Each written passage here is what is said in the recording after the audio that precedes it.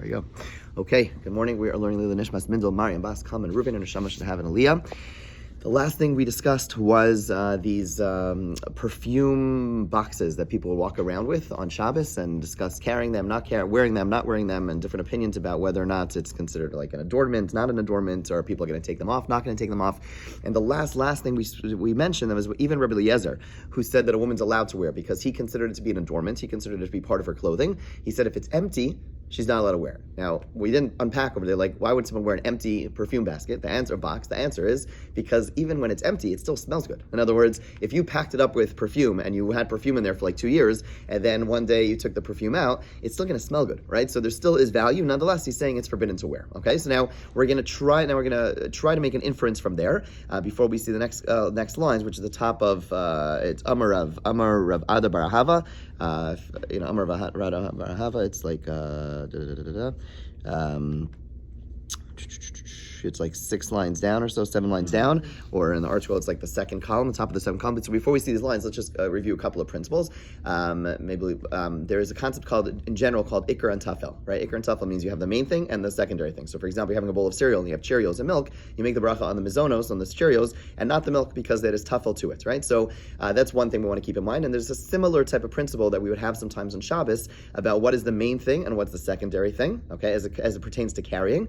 Okay, we'll come back and we'll see what that's all about. The other piece that we have to keep in mind is that soon we're going to get into discussions about how much do you have to carry to be considered full-fledged carrying. Okay, so in other words, let's say you have like a seed, or whatever, like instead of carrying carrying an item, let's say Cheerios, you have 1 Cheerio, that's not carrying. It's like when you have a substantial amount of Cheerios or like kazayas or a handful of Cheerios, then that's carrying, right? So if you have less than that, it's not considered carrying. You have to have like a meaningful amount in order to be considered carrying, okay? So with those two things in mind, let's see what Rav Ada Barahava has to say. I'm Rav Ada Barahava, Zos Omeres, Hamotzi Ochalam Pachus Migashir Bekli. Person takes less than the minimum quantity of food in a utensil on Shabbos, Chayav.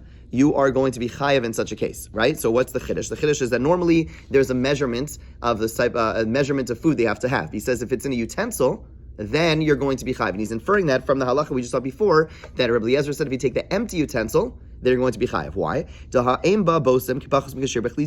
He's saying it's no different than the example we just said. Then when I take a spice bundle or flask that has no spices or no oil in it, that's identical or similar to the case where I'm taking a very small amount of the quantity of food. Viktani chayavis, and we said that you're going to be chayav, even though you're going to be chayav in that case because of the utensil itself. You're going to be chayav. So similarly over here too, if let's say you have a minimum amount of food, and you have the minimum amount of food in like the type of utensil that holds it. So even though we would have thought the type of utensil is batel, it's the tafel, it's secondary to the food. And since the food is not the right measurement, you would say, therefore I'm not chayav because the food is not the right measurement. We say no, even though the utensil is secondary, you're going to be chayav for carrying the utensil. Just like in the case where the utensil is empty, and you'd say still it should be secondary because there's still the smell there and it's secondary to the utensil. Still we're saying you're going to be your chayiv in that case. So similarly over here, when you have a small amount of food, you should be chayiv as well. That's the inference. The Gemara rejects this. Rav Ashi Amar, ba'alma imalacha pater. He says no. Maybe in a scenario we have Cheerios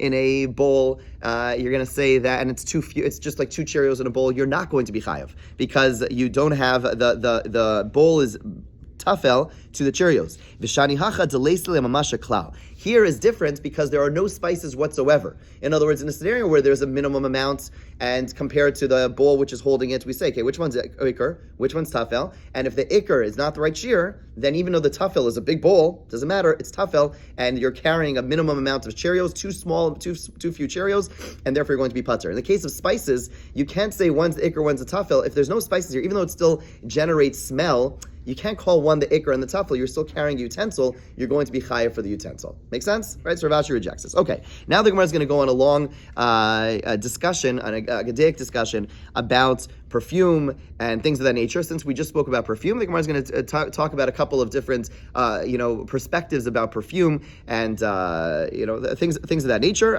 Somewhat critical, but also somewhat positive, as we'll see, in terms of how these things could be abused. Right? In other words, the Gemara just talked about the halachos of perfume and these oils and these spices, and now the Gemara is going to just share with us like a perspective on how these things could be misused, and therefore the importance of looking at them in the right way. Okay, so we begin with a pasuk in Amos, where the Navi Amos rails on the Jewish people for being over the top in terms of taking the way they take care of themselves. So he says, "Veracious shemanim yimshachu." They anoint themselves with the finest of oils. Amr Rav Yehuda, Amr Shmuel, Zeh pal yaton. This is balsam oil. Okay, we just discussed balsam oil. This is balsam oil, which was like an aromatic type of oil, which was a perfume type of thing. Mas Rav Yosef. Rav Yosef questions if this is really balsam oil. Why? Because the Gemara elsewhere tells us, the Gemara in Bava Basra tells us, that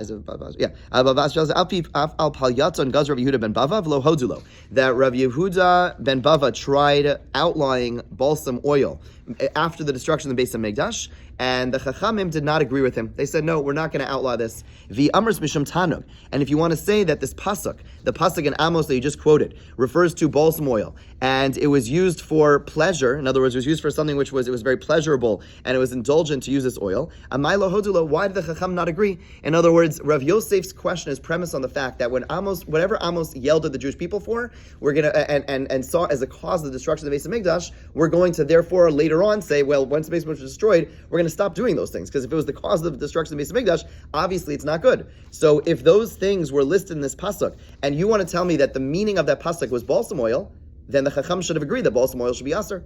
That's the basic premise of the question. According to your reasoning, it says in that same pasuk, or in the same psukim, hashosim b'mizrach yayin, those who drink out of bowls of wine. What does it mean, bowls of wine? Or Amir Ravasi, there are two opinions. Chadamer kinish kashin. One say it's this thing called kinish kashin. What is that? That's a double a flute, a double flute. In other words, like typical champagne glass is like one top. This had like two tops, and basically people would drink together. Okay, it was seen as like this very exotic and enjoyable way of drinking that two people would kind of drink, like imagine like a Sunday float with two straws. So this was like a cup of wine which had like two tops, and people would drink it together. It was seen as like a very indulgent type of thing. And one says, this was like the shtick that people would do. They would have these cups of wine and they would throw it back and forth to each other, and then they would drink it. Okay, so there's like some way of drinking wine. So achidami da aser, the pasuk mentioned it, and therefore it should be aser. And yet, Rabba bar Rav Huna ikla ve'Reish Galusa. Rabba Rav Huna visited the house of the Reish Galusa. Again, the Reish Galusa was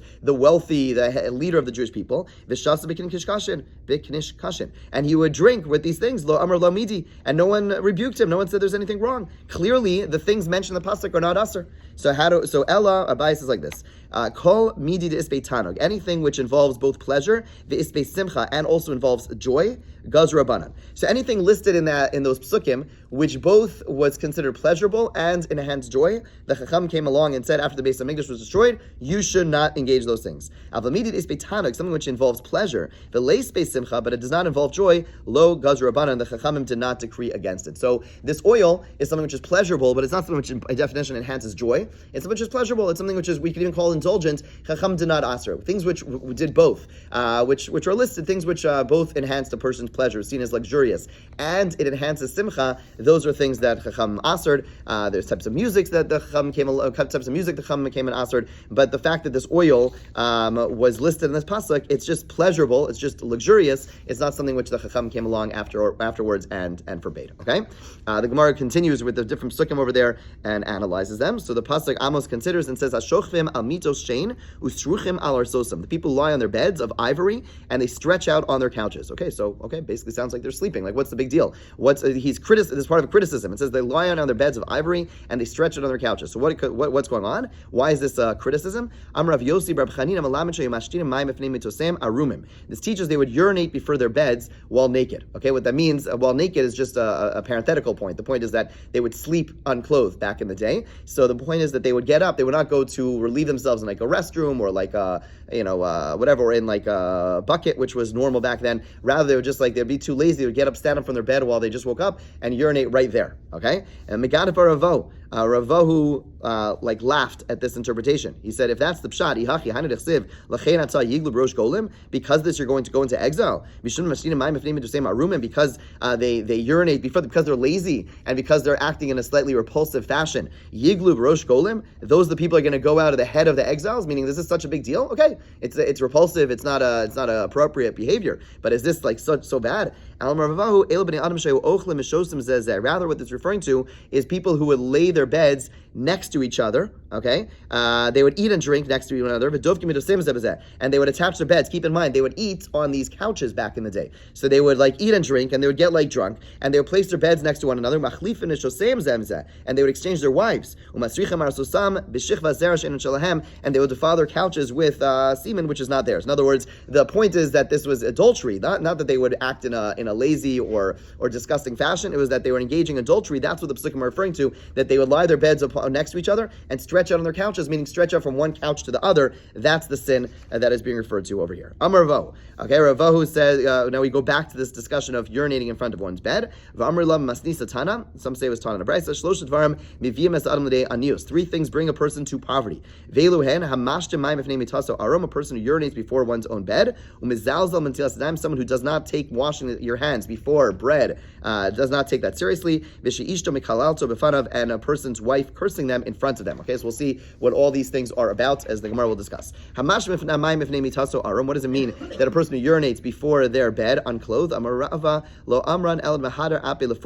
There's a person who turns their face towards their bed. In other words, they literally just roll over and they urinate. If the person has enough like energy to turn away, then that's okay. And even if it's facing one's bed, that's if it's going to the ground. If they do it into a utensil, there's no objection. Okay, so this sounds like very strange to us. This is not like so common. The point is that, the way the Maharal understands this, a little mystically, is that, a person's wealth is their kavod.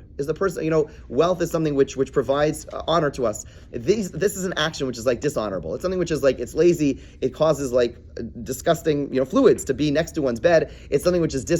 If we act in a dishonorable fashion, then midah keneged midah, Hashem, if we don't take ourselves seriously, then why should Hashem give us items which are honorable? It doesn't make sense. Meaning you're showing that you don't take yourself seriously, that you don't honor yourself, and therefore Hashem will do the same to you. So that's the idea over here. Again, this is like, no one would, this is not so practical, but keep in mind, back in the day, their floors were made of like dirt, like this was something someone would do. Again, it was seen as dishonorable, but it was something that someone would do. And the basic premise of this, the basic point is that we should be taking ourselves seriously. If we take ourselves, we honor ourselves, then Hashem will honor. Hashem will honor us. If we dishonor ourselves, then Hashem says, "Why am I giving you all this honor? You don't take yourself seriously." That's the way the Maharal understands this. The next one of the 3 was mezalzel b'tilas yadayim. Amarava lo amran ella de lo masha yadei klal. When it says a person is not taking tilas yadayim seriously, it means someone who doesn't wash their hands at all. Aval masha lo masha, but a person who washes but just doesn't wash so well, leislan ba, that's okay.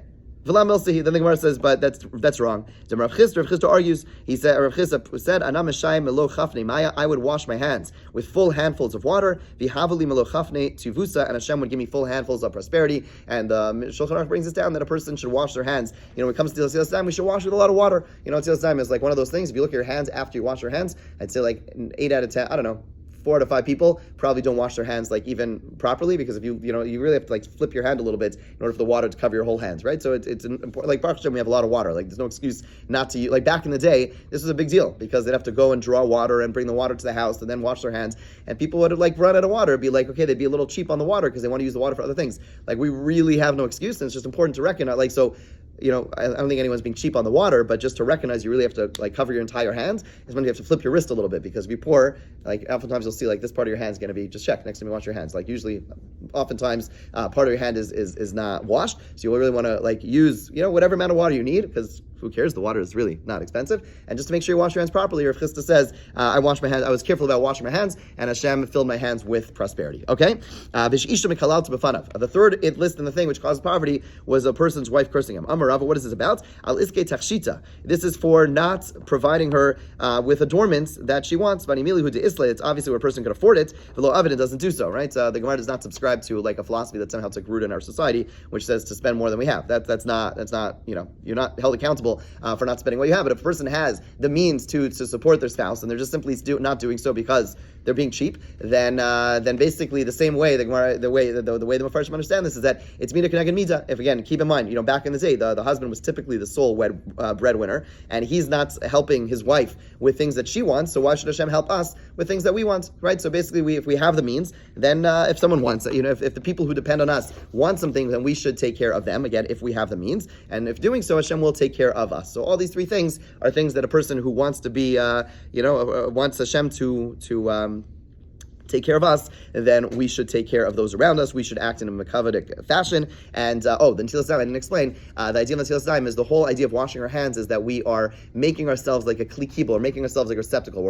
By the idea of washing our hands is we're acknowledging that we need to catch something. In other words, Netilas Yadayim philosophically is a way of saying, I am not the source of my sustenance. I have to wash my hands to receive from Hashem. That's the idea of posechas yadecha, almost like we are opening our hands and Hashem is giving to us. So by washing our hands, it's like a sign of humility of saying that I'm washing my hands so I can receive Hashem's bracha, right? So the three different principles are, one is act in an honorable fashion, then Hashem will honor us. B, have humility. Recognize that our bracha does not come from ourselves. We have to wash our hands. We have to receive from Hashem. And C, we want Hashem. If we support others, Hashem will support us. Those are the three principles that we walk away with. That if we want sustenance, that's the way we should be acting, and then Hashem will care for us as well. Okay, fine, beautiful. Darash Rava Braid Rav Ilai Ma'adich Siv. Going back to those psukim that are criticizing the Jewish people and causing galus. So here are these psukim. Now we move from Amos to Yeshaya. Vayomer Hashem. Hashem said, Yan ki gavu benos Tzion, because the daughters of Tzion are haughty. What does it mean that they're haughty? Shema halchus becomes kufa.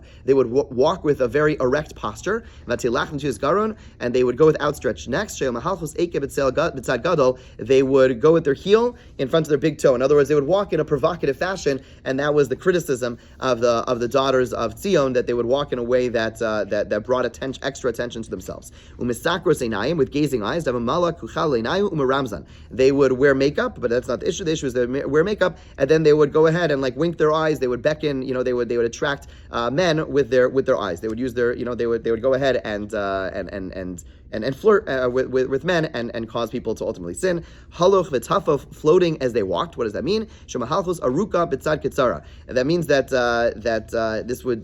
deliberately tall women would walk next to short women. What does that mean? That means that basically, in order to draw attention to oneself, then they would walk with different sizes in order to draw attention to themselves. The Gemara in Taina says this is only for married women, who this would be usher. Why are they drawing attention to themselves? If a person is not married and there's the process of finding a mate, this is not prohibited. This is specifically for married women because it would be causing some form of adultery. Uvragleim ta'akasna, and with their feet they would spew venom. What does that mean? Amrav Yitzchak devei Rav Ami, v'lamet shematilos morva farsma menaleim. They would place myrrh and balsam, different types of spices in their shoes. Umahalchus b'shuk Yerushalayim, they'd walk in the shuk. They came on Shemagios Eitzel Bachur Yisrael, and when they would pass by a group of young men, Boatzos Bekarka, they would stamp on the ground. Umatizos Alam, and the perfume would start spraying out. Umachnisios Behan Yetzer Hara Eretz Bevos. It's like you'd walk by, what was that store? Abercrombie and Fitch. Remember, you'd walk by and there's this endless spray of intense whatever, just to attract you to it. So that's what okay, we're all I guess same age bracket. Okay, for some of them. Okay, but the point is that's what was done. Basically, people would go ahead and they would at the right time they press the button and it would spray an intense amount of perfume in order to bring awaken the evil inclination, which is like the venom of a snake. Okay, so the bottom line is that all these things, right? So the Gemara is qualifying. The Mishnah just told us about all these perfumes, etc., all these different things. These things are not intrinsically bad, but they could be misused. Obviously, these things can be misused. It's a balancing act. How we engage in aesthetics in the world. The Torah, these Gemaras over here are not intrinsically criticizing these things, just recognizing the dangers that these things could lead to recognize that they have to be tempered. We have to recognize how we're using them. Are we using them appropriately? We're using them inappropriately, and that's what the Gemara is asking us to bear in mind. Right? On the one hand, the Gemara criticizes the guy who's not buying his wife these things, right? So again, they're not intrinsically bad. It's just that they could be misused if they're being used specifically specifically in the wrong way. Okay? Ma'ipur anusehem. What is the punishment?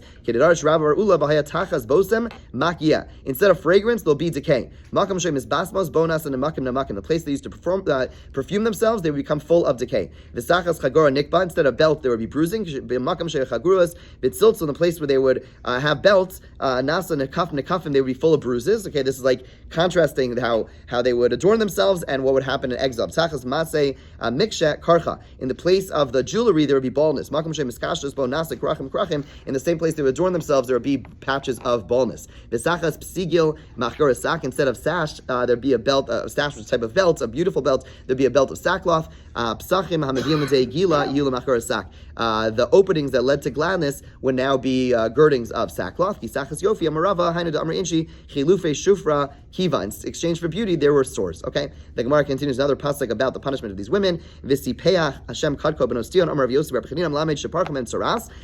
The pasuk for the affliction refers to saras, that they would have the type of leprosy. Ksiv hacha v'sipach ksiv hasam v'las es l'sapachas. That same terminology, sin and samach are one and the same, and that in as much as they that basically they'd be afflicted with sipach, which is charas. Hashem pastein ya'ara. Hashem will cause their openings to pour. Rav Shmuel chad amar shenishbechu kikiton, and that they would have blood like a pitcher. In other words, there would be a lot of damnida. Okay, apparently there is just also historically there is a lot more blood for nida than there was historically. Just biologically, there were far less blood. Nowadays, there's just much more. I don't know if this is the Gemara is referring to this, but the point is that there was going to be like a lot of blood. V'chad amar shenasu pischei and kiyar, that they would be very that the punishment was that the women be excessively hairy. Okay, Amar Rabbi Yehuda Marav. One last criticism of the people of Yerushalayim and the promiscuous way they acted. Anshe Yerushalayim, anshe shachatz hayu. The people of Yerushalayim, they were like disgusting, but they were, it's a good term, pretentiousness. They would engage in pretentiousness, which means they would do things which are